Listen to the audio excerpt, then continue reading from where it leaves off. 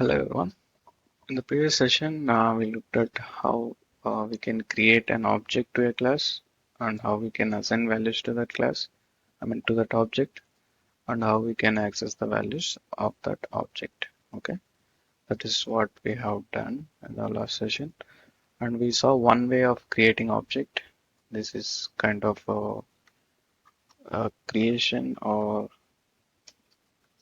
in if you talk about in basic data types, how like variables declaration. So this is kind of a declaration, object declaration, or like this simple way of creating object. And then after this, object will be created, but the attributes in that object will not have any values. They will have values, but default values because we haven't uh, given any values yet, so it doesn't have the values. Then we are setting the values, and then we can access the values and print. Similarly, we can set values, and each object will have different reference in like JVM heap memory. So that's where these are differentiated from each other. Okay. Even if you create 10 objects, so each object will have its own set of attributes and methods. Okay. So whenever you set values or call the methods, so they will specific to that particular object. So this is class is a kind of a blueprint of a particular object.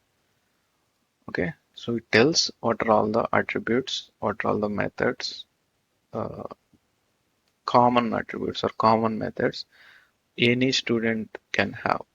And from that we can define there are multiple objects, like multiple students we can create and set values. So each object will have its own set of attributes, and yeah. Okay, it is kind of in general example. Suppose if you go to a bank, if you go to a bank now, you are going to okay, you are going to withdraw some amount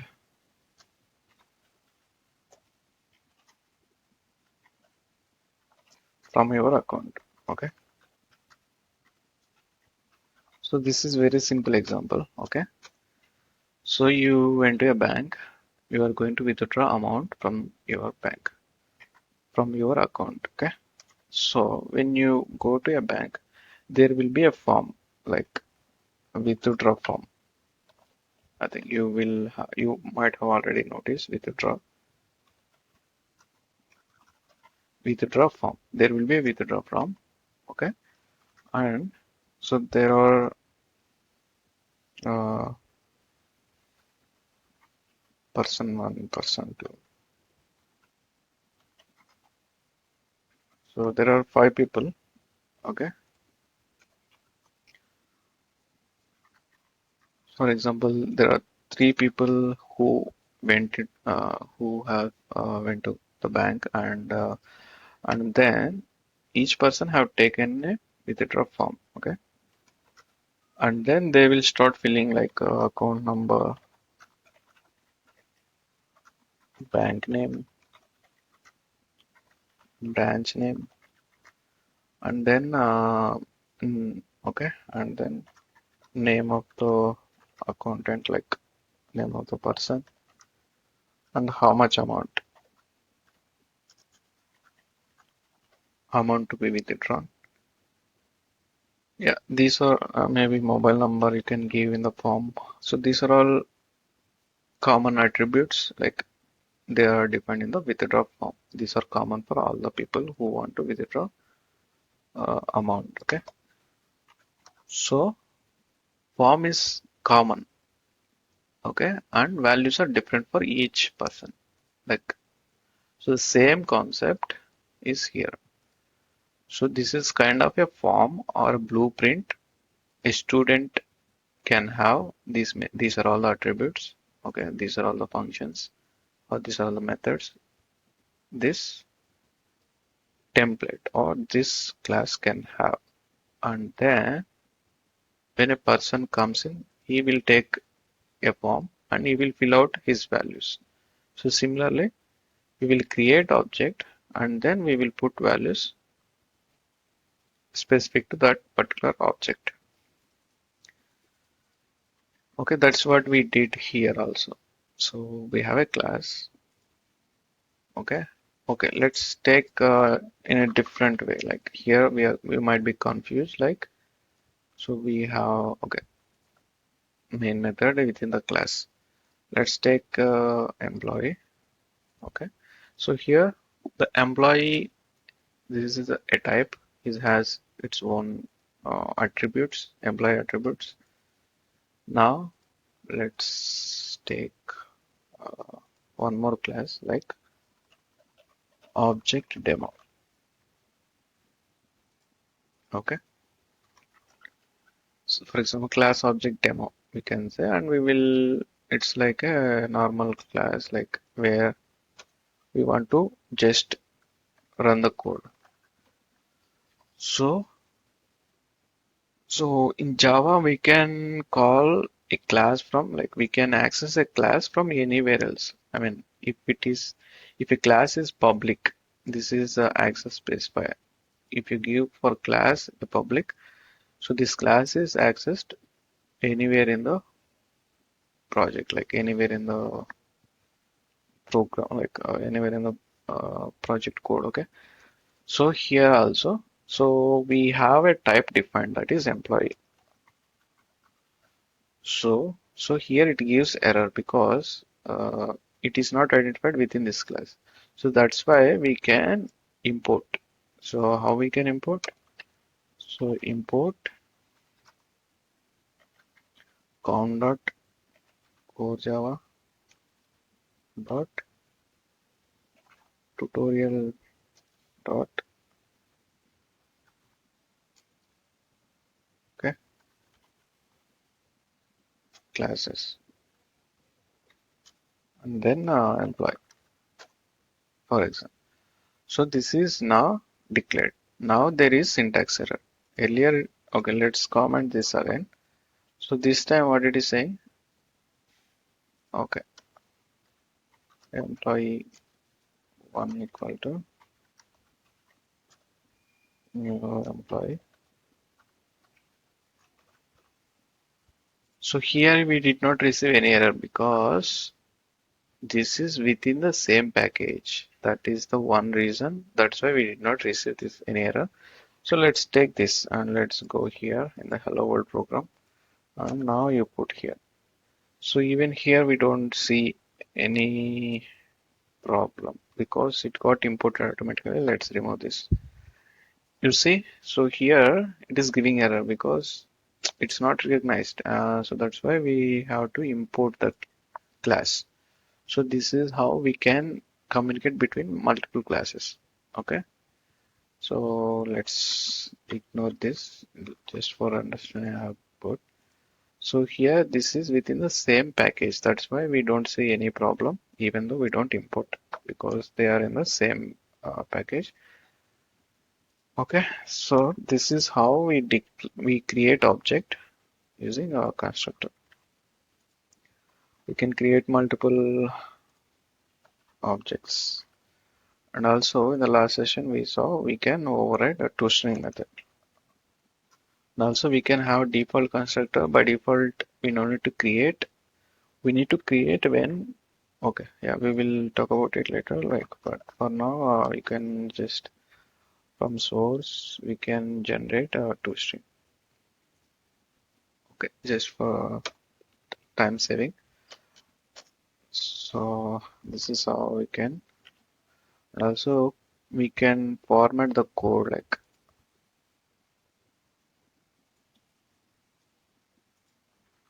Okay, so now in this class we have these attributes and this is the method we have.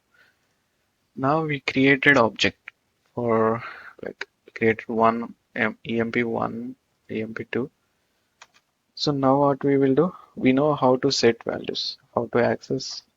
So we know a class has ID. So employee class has ID attribute. So for this object also, these are all common attributes. So ID equal to 1.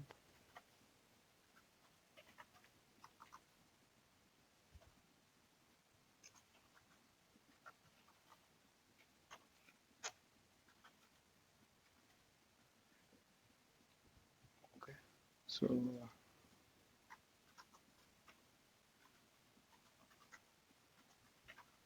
so for example, so like this, it's not must like you need to give values for all the attributes. Whenever there is values, we can give. Suppose ID, name, designation, these are mandatory attributes. So in that case, we can give these, and address can be given later. So whenever like when you fill some form, so you sometimes we skip some values. So in that case, though there are fields, we are not filling all the values. So similar concept here. We have all that we have defined some attributes. These are common for all the students. But some people may give now, they can give later. So in that case, we will update them later. Okay. Suppose designation is changed. In that case, we can override the value. If you set again same value, it will just simply override the value. Means this value will be replaced with this value. This is same thing. Like you are taking a form and you are just writing with a pencil. You have erased it and you are putting a new value. So the same concept. So here also initially there will be 0. Now we are putting 1. So like that it will work. Okay.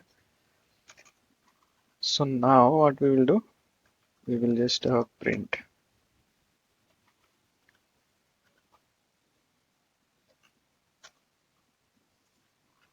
We no need to call toString explicitly.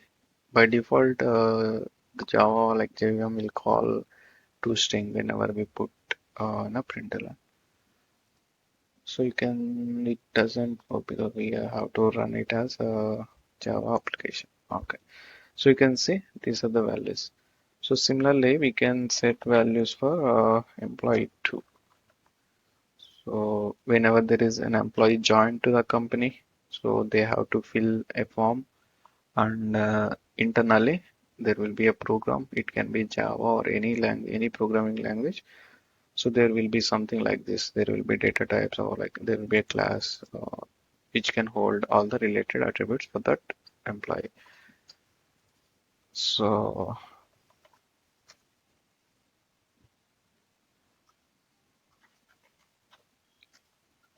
okay, so something like this. So some junior developer joined. So in that case, like Manoj joined. So that time, so we will get a request. So this is we are currently learning the basic fundamentals of Java. In the future, like if you are completed Java and there are advanced uh, subjects in Java, like to develop any web applications or like uh, website where the form will submit and data comes to the Java backend, and so there you will write the logic code like this. Okay. So we are assuming these are the values coming from the form, and we are considering okay, we are just printing. We are not storing anywhere else. Maybe in future you will learn, but for now, so this is what we can do with core Java. Okay, let's print this. So you can say second employee also got printed. Okay, so this is how we can.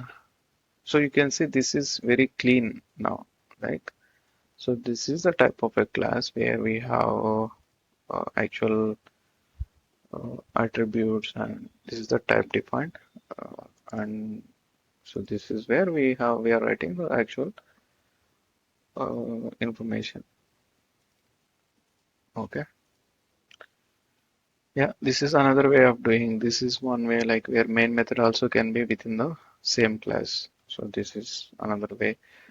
And we saw like this is one way of creating object, correct? So now what we will do, suppose okay,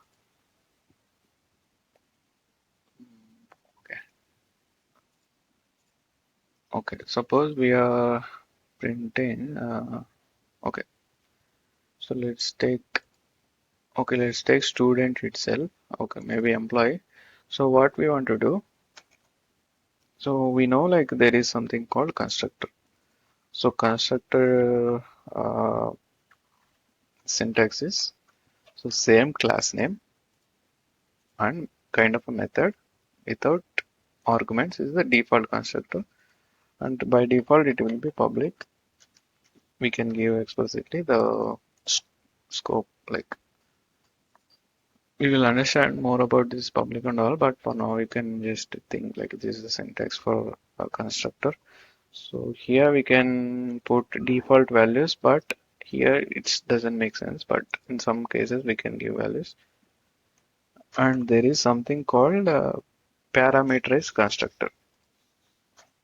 This is a default constructor. There is something called a parameterized constructor.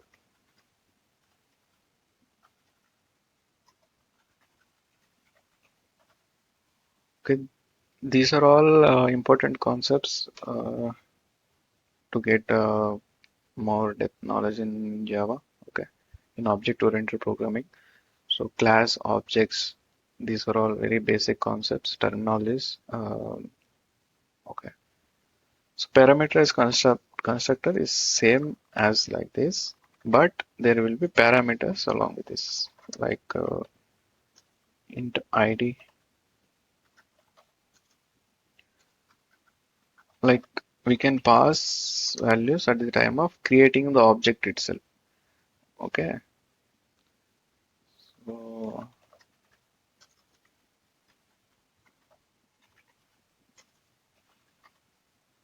okay. For example, these three can be given at the time of object creation. Like okay. So okay. Let's say id equal to id, name equal to name, designation equal to. So you will get confused here. I mean, generally, like the first time if you see, you might confuse like why, what is this ID equal to ID, name equal to name. So this means the left hand side will become the current object variable name. So we can also say this dot ID. This means current object. So this will be called in the runtime, right? So in that case, so that whoever is calling, like the object is getting created for that object, this id value will be set. So current object we call as a this. Now if you don't put, it will say the assignment variable id has no effect. Okay, so that's this is how we can set the value at the time of constructor, I mean at the time of object creation. Okay, let's take another example. I mean another object. We'll create another object. Suppose now we were talking, right? If you don't create, it will give error because with this syntax we don't have any constructor. So that's why we should have a default constructor when you don't want to put any values, default values. Okay, now let's go here, and here we will create another object, employee object. Now what we are doing, we are using parameterized constructor. So employee with id 3, and then name.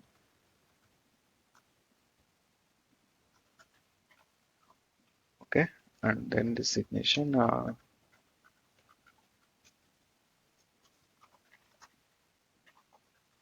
Okay, so these are the three parameters are must if when you create a object. Now if you print this employee 3 directly, so what do you think, what it will print? So when you are calling this, the values will come here and it will say this dot id, this dot. That means it will set these values to this employee 3 object. Okay, let's run this. You can see whatever we are passing these values, these are being assigned to that particular object. So here we are saving time, like they're saving the lines of code. So this is another way to create an object with the values. Here we are creating object, then we are setting the values. Here, different way of creating an object. If we know the values upfront, we can do using constructor. Even this is best way to do.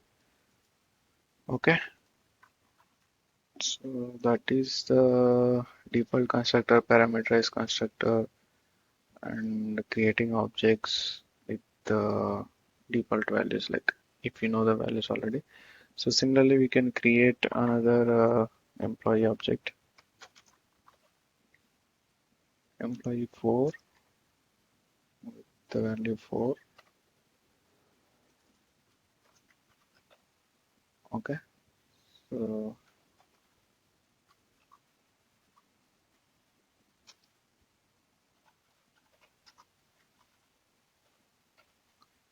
okay, so now we'll print 4.